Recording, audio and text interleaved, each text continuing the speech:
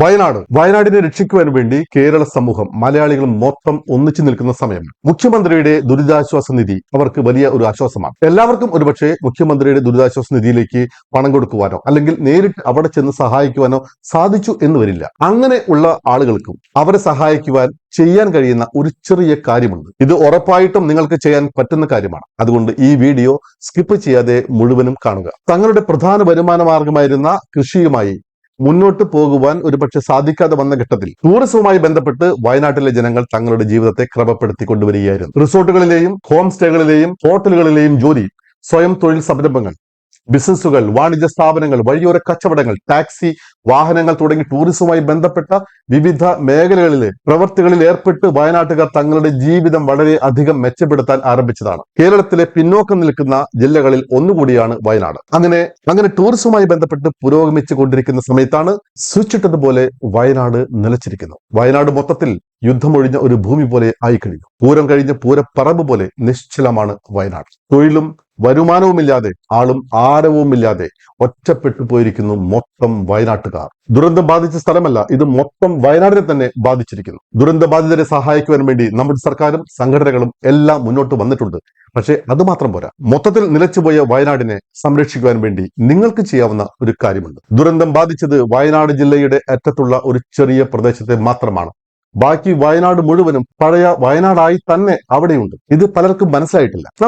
എല്ലാ വർഷവും നമ്മൾ ഒരു വിനോദയാത്ര പോകാറുണ്ടല്ലോ. സ്കൂളുകളായാലും വാണിജ്യ സ്ഥാപനങ്ങളായാലും കുടുംബശ്രീ യൂണിറ്റുകളായാലും സംഘടനകൾ ആയാലും IT കമ്പനികളായാലും കലാ സാംസ്കാരിക സംഘടനകളോ തന്നെ വർഷത്തിൽ ഒരു പ്രാവശ്യമെങ്കിലും മിനിമം ടൂർ പോകുന്നവരുണ്ട്.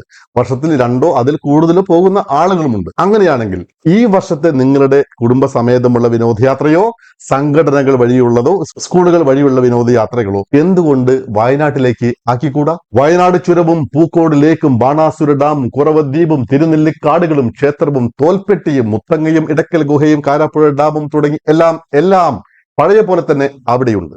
നിങ്ങൾക്ക് സന്തോഷം തന്നിരുന്ന റിസോർട്ടുകളും ഹോം സ്റ്റേകളും ഹോട്ടലുകളും എല്ലാം നിങ്ങളെ കാത്തിരിക്കുന്നു. വഴിയോര കടകളിൽ നിന്ന് നിങ്ങൾ കഴിച്ചിരുന്ന ഭക്ഷണം, വാങ്ങിയ തേൻ നെല്ലിക്ക, ചായപ്പൊടി, കാപ്പിപ്പൊടി, ഏലയ്ക്ക, കരകൗശല വസ്തുക്കൾ എല്ലാം അവിടെയുണ്ട്. നിങ്ങളുടെ സാമീപ്യം ഇപ്പോൾ വയനാട്ടിലെ ജനങ്ങൾക്ക് ആവശ്യമാണ്. 1-2 ദിവസം നിങ്ങൾ വയനാട്ടിലേക്ക് ഒരു ടൂർ പോകും. അവിടെ താമസിച്ച് വയനാടിന്റെ സുന്ദരമായ പ്രകൃതി ഭംഗി ആസ്വദിക്കും, ജീവിതവും ആസ്വദിക്കും.